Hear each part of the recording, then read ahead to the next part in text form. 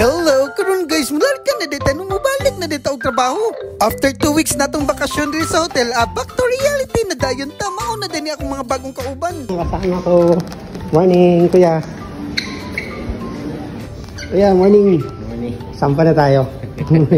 So dispatch day na mo karon guys, o kailangan na mo biyahe dito sa heliport. Ug naapog ko'y kauban nga princess dira si Bebe. Then after 2 hours na biyahe na mo from Lafayette to Houma, Louisiana, kailangan na pud namo musakay og helicopter padulong dito sa barko. Every time musakay kog helicopter guys, wala gid ko'y lain mahunaw-nan kundi akong idol nga si Kobe Bryant. Mao nang kulira medyo makulbaan man gyud taani oy. After 1 hour na biyahe, naabot na din mi diri sa Black Rhino. Ug mauna sila among pulihan guys, ug manguli na sila og Pilipinas para magbakasyon. Kaya enjoy na lang kayong lahat mga tol.